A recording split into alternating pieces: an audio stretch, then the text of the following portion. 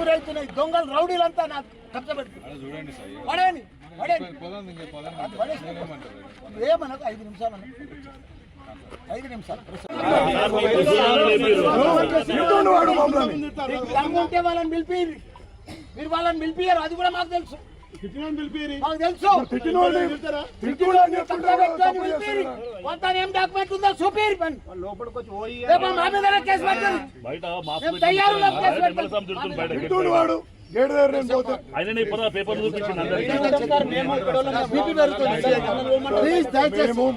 Tension వచ్చింది. ఇంత దౌర్జన్యం జరుగుతుంటే మాకు టెన్షన్ వస్తుంది. సీఏ గారు మరి ఎంత చేస్తారు?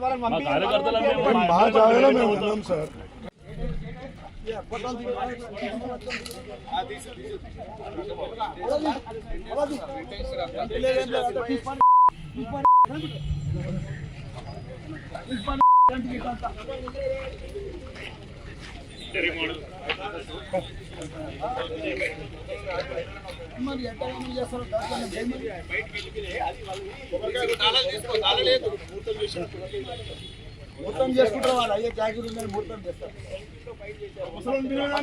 దౌర్జన్యం కూడా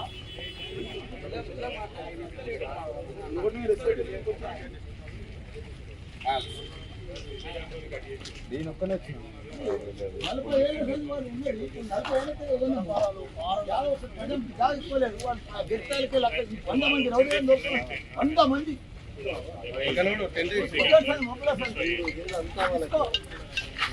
మా అల్లుంది రాజశేఖర్ రెడ్డి ఎమ్మెల్యే గారిది, మల్కాజ్గిరి ఎమ్మెల్యే గారిది. అదే మాదిరిగా ఇక్కడ నా జాగా నా కొడుకులది ఇద్దరిది. 14 ఏళ్ల కింద 15 ఏళ్ల కింద ఉన్నాం. ఇది 40 ఏళ్ల సంఖ్య ఒక మానవాయనకు ఉండే. ఇక్కడ 2 ఎకరాల చిల్లర ఉంది. ఇది మేము అప్పటి సంఖ్య మా డాక్యుమెంట్స్ ఉన్నాయి, కొన్నాము. అంతకుముందు కూడా 40 ఏళ్ల సంఖ్య కంపౌండ్ వాళ్ళు కూడా 40 ఏళ్ల కింద పెట్టిన కంపౌండ్ వాళ్ళే. మాకు పర్మిషన్స్ ఉన్నాయి, ట్యాక్సులు కడుతున్నాము, కరెంట్ మీటర్లు ఉన్నాయి మా పేర్ల మీద. మొత్తం ఆటోలకు మేమే కిరాయికి ఇచ్చినాము. ఇవన్నీ కూడా మేము ఆ లైఫ్కి కూడా మేమే కిరాయికి ఇచ్చినాము. ఇవన్నీ జాగాలో ఉండి వాళ్ళు ఇప్పుడు దౌర్జన్యంగా మప్పుల రాత్రి 1 గంట సంధి టెంట్ వేసుకొని బీర్లు బిర్యానీ 100 మంది రౌడీలను తీసుకొచ్చి రాత్రి గడపారాలు తీసుకొని కొడవళ్ళు తీసుకొని సంపెతంతకు వచ్చి ఇవన్నీ కూడా రేపులు వేసి మా మీదకి వస్తున్నారు. ఇప్పుడు ఆ శ్రీనివాసరెడ్డి అయిన మా సిఐ ముంగట్లో మా మీదకి వచ్చాడు. ఇప్పుడు ఎవడరా నువ్వని నా మీదకి వచ్చాడు. అది కూడా రికార్డ్ అయ్యింది. ఇంత దౌర్జన్యమా? ఆయన కాంగ్రెస్ వాళ్ళు ఇంత దౌర్జన్యం చేసి ఆ లక్ష్మణ్ అన్నాడు విప్పు. మొదటి సంధి కూడా నా దానికి వస్తూనే ఉన్నారు. 8 నెలల సంధి నడుస్తుంది. ఏదైనా ఉంటే టీ పని చేసుకొని మీ జాగా అవతల ఉన్నది, మిలిటరీలో పోయింది, మాకు సంబంధం లేదు. మా డాక్యుమెంట్స్ ఉన్నాయి. మా డాక్యుమెంట్లు జూమ్గా ఏది ఉన్నా మీరు తీసుకోమని చెప్పిన, సర్వే చేయమని చెప్పిన, టీ పని పెట్టమని చెప్పిన. కానీ రాత్రి ఎలక్షన్లో తెల్లారి ఇట్లా అందరము మాకు కూడా తెలియదు. కొంతమంది వచ్చి మా వాళ్ళ సెల్ ఫోన్లన్నీ గుంజుకొని ఆటోలకంతా ఆటో షెడ్లన్నీ గులగొట్టి అక్కడ పెద్ద షెడ్ ఉండే ఆ షెడ్ అంతా చూడండి ఎంత దౌర్జన్యం చేసి. ఇంత దౌర్జన్యం చేస్తే ఎట్లా మేము ఒక ఎమ్మెల్యేలమే మామూలు ప్రజలకు ఏముంటుంది చెప్పు. నేను సిఐ గారికి కూడా 8:30కే ఫోన్ చేసిన, ఆయన కూడా వస్తున్నాడు. ఏసీపీకి చేసిన, డీసీపీ మేడంకు చేసిన. ఇప్పుడే వాళ్ళు వచ్చిర్రు. వాళ్ళు వచ్చినాక ఇంకో ఉండగాళ్ళంతా పోయి ఇప్పుడు.